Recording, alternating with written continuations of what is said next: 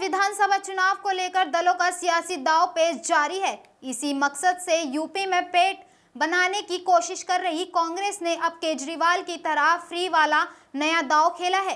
किसान, महिला, युवा और बेरोजगारों का अपने एजेंडा के केंद्र बिंदु में रखकर प्रियंका गांधी ने वादों को झंडी लगा दी। प्रियंका गांधी ने 8 प्रतिज्ञाओं का भी ऐलान किया है। उन्होंने कहा कि कांग्रेस अगर सत्ता में आती है तो लड़कियों को स्मार्टफोन और स्कूटी दी जाएगी, जबकि किसानों का पूरा कर्ज माफ कर दिया जाएगा। कोरोना काल के दौरान बिजली का बिल माफ कर दिया जाएगा, जबकि बाद में बिजली का बिल का आधा पैसा माफ किया जाएगा। 2020 में 5 राज्यों में होने वाले विधानसभा चुनावों को लेकर कांग्रेस का जोर पूरी यूपी पर दिखाई दे रहा है। देश का सबसे बड़ा राज्य होने के नाते कांग्रेस ने चुनाव जीतने के लिए कोई कसर नहीं छोड़ी। पिछले दिनों यूपी में हुए बड़े मुद्दे में भी कांग्रेस ने बढ़ चढ़कर हिस्सेदारी की, या यूं कहें कि कांग्रेस दूसरी पार्टियों के मुकाबले खुदबाजी मार ली गई। लखीमपुर हिंसा हो या फिर आगरा में सफाई कर्मी की मौत का मामला, सिर्फ मामलों में प्रियंका गांधी ने सबसे पहले पहुंचकर पीड़ित परिवारों से मुलाकात करके कांग्रेस की छवि सुधारने की कोशिश की। सुप्रीम कोर्ट ने केंद्र सरकार को नीट पीजी काउंसलिंग प्रक्रिया पर तब तक रोक लगाने के निर्देश दिए जब तक कि वह ऑल इंडिया कोटा में ओबीसी, आर्थिक रूप से कमजोर ओबीसी और ईडब्ल्यूएस आरक्षण का प्रबंध किए जाने के केंद्र सरकार के फैसले की वैधता पर फैसला नहीं ले लेती। केंद्र ने सुप्रीम कोर्ट को बताया गया था कि national eligibility cum entrance test की पहली राउंड की काउंसलिंग के लिए रजिस्ट्रेशन 25 अक्टूबर से 29 अक्टूबर तक होंगे। इस पर शीघ्र अदालत ने सोमवार को कहा कि जब तक कोर्ट मामले पर फैसला नहीं ले लेती तब तक काउंसलिंग की प्रक्रिया आगे नहीं बढ़नी चाहिए। न्यायमूर्ति डी.वाई. चंद्रचूड़ और न्यायमूर्ति बी.वी. नागरत्न की पीठ ने केंद्र की ओर से पेश हुए additional solicitor general K M. Nataraj की ओर से दिए गए आश्वासन को दर्ज कर लिया और यह माना कि अगर काउंसलिंग की प्रक्रिया आगे बढ़ती है जो मेडिकल विद्यार्थी बड़ी मुश्किल में पड़ जाएंगे। नटराज ने यह आश्वासन तब दिया जब नीट अभ्यर्थी की ओर से पेश सीनियर एडवोकेट अरविंद दफ्तर ने बताया कि director general of health services की ओर से जारी शेड्यूल के मुताबिक नीट पीजी काउंसलिंग प्रक्रिया 25 अक्टूबर से शुरू होनी थी। अरविंद दफ्तर ने कहा कि जब तक कोर्ट 29 जुलाई की आरक्षण वाली अधिसूचना को चुनौती देने वाली याचिकाओं का फैसला लेंगे तब एडमिशन की पूरी प्रक्रिया खत्म हो चुकी होगी और यह विद्यार्थियों के साथ बड़ा अन्याय होगा। क्रूज पार्टी ड्रग्स केस में गवाह की वसूली वाले आरोपी के बाद एनसीबी के जोनल डायरेक्टर समीर वानखेड़े की मुश्किल बढ़ गई है। नारकोटिक्स कंट्रोल ब्यूरो यानी एनसीबी रिश्वत के आरोप में समीर वानखेड़े के खिलाफ विजिलेंस जांच शुरू करेंगे। एनसीबी की डीजी ज्ञानेश्वर सिंह के मुताबिक नारकोटिक्स कंट्रोल ब्यूरो के क्षेत्रीय निदेशक समीर वानखेड़े के खिलाफ सतर्कता जांच का आदेश दिया है। बता दें कि आर्यन खान केस में गवाह प्रभाकर साइल ने एनसीबी के जोनल डायरेक्टर समीर वानखेड़े पर 8 करोड़ रुपए की वसूली के आरोप लगाए हैं।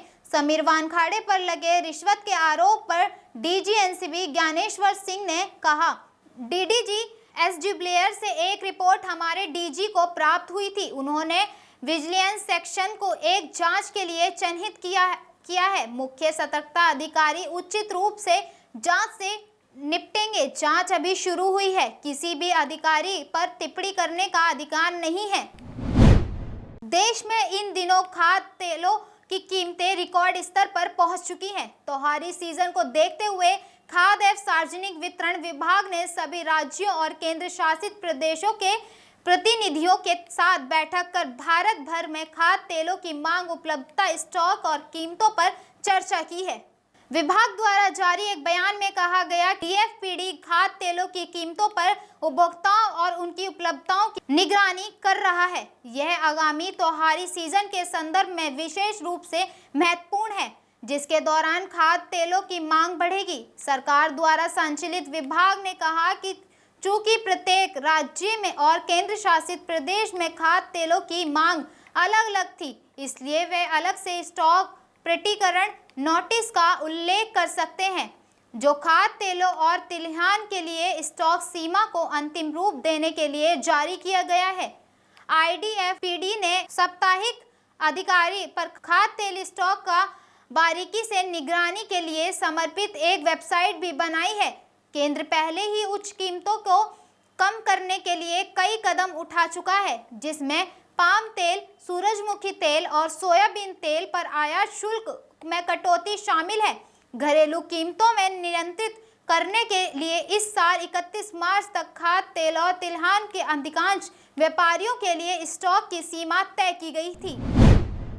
देश में पेट्रोल डीजल की कीमतों में पिछले एक साल से लगातार बढ़ोतरी देखी जा रही है। बीते 2 दिन से बढ़ती कच्चे तेल की कीमतों में पेट्रोल डीजल के दामों में ऐतिहासिक और अप्रत्याशित तेज देखी गई है। पिछले 18 महीनों में जितनी बढ़ोतरी हुई है, उसके हिसाब से पेट्रोल हर महीने 2 रुपए प्रति लीटर महंगा हुआ। इन महीनों में पेट्रोल 36 रुपए प्रति लीटर महंगा हो चुका है। कच्चा तेल $85 प्रति बैरल के स्तर से ऊपर चल रहा है। ऐसा कहा जा रहा है कि कच्चा तेल जल्द ही $90 के स्तर को भी पार कर सकता है। ऐसे में ईंधन के घरेलू दामों में अभी गिरावट की उम्मीद करना बेकार ही होगा। अगर आज की बात करें तो यानी सोमवार 25 अक्टूबर 2021 को तेल के दामों में कोई बदलाव नहीं हुआ है।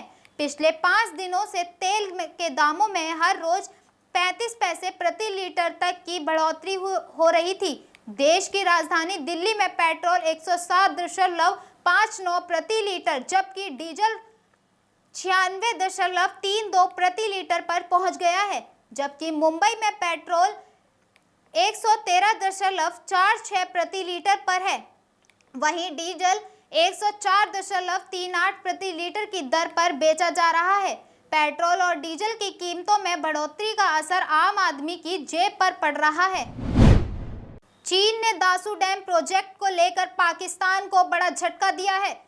चीन ने पाकिस्तान में काम के दौरान हुए आतंकी हमले में मारे गए इंजीनियरों के परिवार के लिए पाक से 2085 करोड़ रुपए का मुआवजा मांगा है। जुलाई 2021 में हुए मामले में 9 चीनी इंजीनियरों समेत 13 लोगों की मौत हुई थी।